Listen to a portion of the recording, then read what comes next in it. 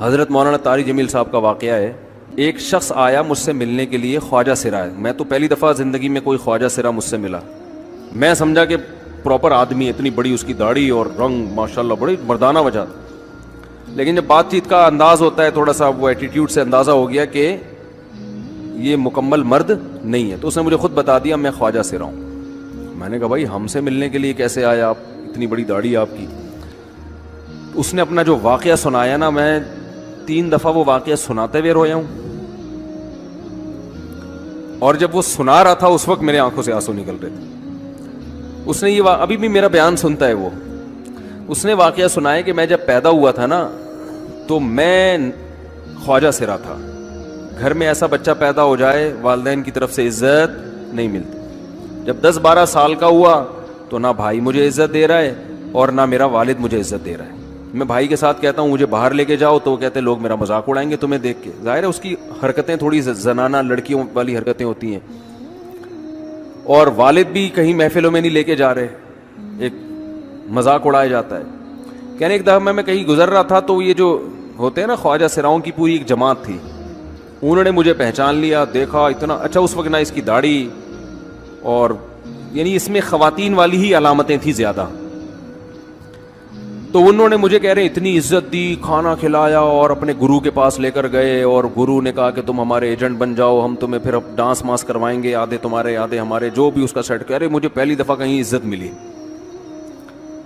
تو لیکن میرے ابا کو پتہ چل گیا تو ابا نے لا کے طبیعت سے کوٹ دیا, ٹھیک ہے نا, کہ دوبارہ ان میں نہیں بیٹھنا. ٹھیک ہے ہم نے توبہ کر لی, بھائی یہ برے لوگ ہیں, ڈانس ماس اچھی چیز نہیں ہے, ٹھیک ہے. تو اب کیا ہوا, کہتے ہیں کہ پھر جو ہے نا کچھ دنوں میں کہیں کسی سے جھگڑا میرا ہوا کسی بات پہ, تو اس نے انتقام لینے کے لیے شکایت لگا دی ابا کو کہ یہ دوبارہ ان کے پاس گیا. حالانکہ وہ جھوٹی شکایت تھی. اب ابا کو لگا کہ یہ صحیح کہہ رہا ہے جس نے شکایت لگائی ہے, کیونکہ شبہ تو تھا نا ابا کو دوبارہ جائے گا. ابا نے پھر مارا. تو کہہ رہے ہیں میں بول رہا ہوں کہ میں نے یہ کام نہیں کیا, میں نہیں جا رہا ان کے پاس, میں نہ ناچ گانا سیکھ رہا ہوں, کچھ بھی نہیں. لیکن ابا نے اس کی باتوں میں آ کے انکوائری نہیں کی ہوگی پوری, وہ سمجھے ہوں گے کہ بھئی ایسا ہی ہے. تو ابا نے پھر کٹائی لگائی. تو اس کے دل میں منفی جذبات پیدا ہو گئے اور یہ گھر سے بھاگ گیا کہ بھئی مجھے ویسے تو عزت نہ یہاں مل رہی ہے اور میں ذلت برداشت بھی کر رہا ہوں تو بھی. کہہ رہے میں وہاں چلا گیا. تو جب میں وہاں گیا ہوں نا خواجہ سراؤں کے ہاں, تو وہی گرو اور ڈانس, اور پھر اس نے مشہور کچھ ایکٹروں کے نام بتائے جن کے ساتھ ہم ڈانس کرتے تھے, اور پیسے آنا شروع ہو گئے, آدھے گرو کی جیب میں آدھے ہماری, اور ہٹو بچوں.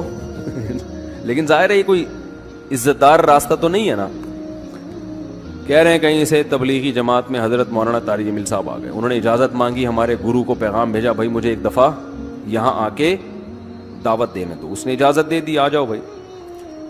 بیان کیا, ان کو سمجھایا بھائی یہ زندگی نہیں ہے, اللہ کی سیروزے کے لیے بہرحال ترغیب دی. کہہ رہے ہیں میں تیار ہو گیا, باقی لوگ تیار نہیں ہوئے, میں تیار ہو گیا. کہہ رہے میں نے گرو سے اجازت لی, اس نے کہا جاؤ لگا لو سیروزہ. تو کہتا ہے کہ جب میں حضرت کے گھر پہ گیا ہوں نا تو حضرت پہلے سے دروازہ کھول کے ایسے انہوں نے دونوں بازو پھیلائے ہوئے تھے استقبال کے لیے, پہلے سے کھڑے ہوئے تھے علماء کے ساتھ. کہتے اتنے مشہور آدمی, اتنی بڑی سیلیبریٹی, اور اتنے بڑے بڑے علماء, ان کی پگڑیاں, ان کے اتنا خوبصورت لباس, جو خود عزت دار لوگ ہیں. کہہ رہے ایسے جو ہے نا میرے استقبال کے لیے دونوں بازو پھیلا کر کھڑے ہوئے, اور ایسے مجھے بیٹا بنا کے نہ اپنے سینے سے لگایا کہ تو میرا بیٹا ہے. کہہ رہے خدا کی قسم مجھے زندگی میں پہلی مرتبہ کسی سے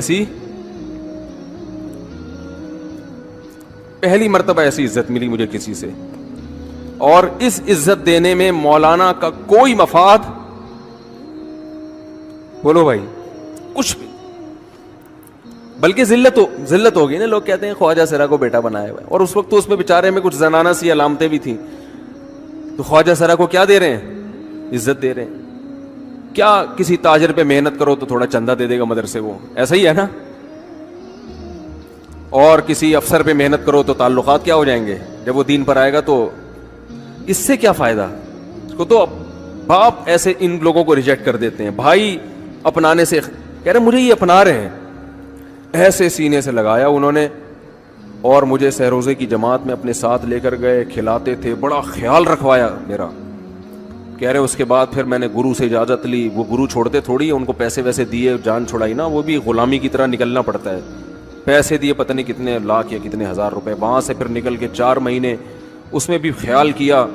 تو پھر تبلیغ کے بزرگوں سے ملا, پھر انہوں نے پورا مجھے بتایا کہ بھائی تم یہ علاج کرو تاکہ تمہارے اندر یہ زنانہ علامتیں ختم ہو. تو وہ علاج کر رہا تھا ماشاءاللہ, انجیکشن لگے, انجیکشن میں ڈاکٹروں کی بھی مدد کروائی. یہ ایسی لگایا جاتا ہے. ایک اسٹائل ہے لالو کھیت کا, تھپڑ لگانے کے بعد سوچتا ہے آدمی کہ اس کا ری ایکشن کیا ہوگا. تو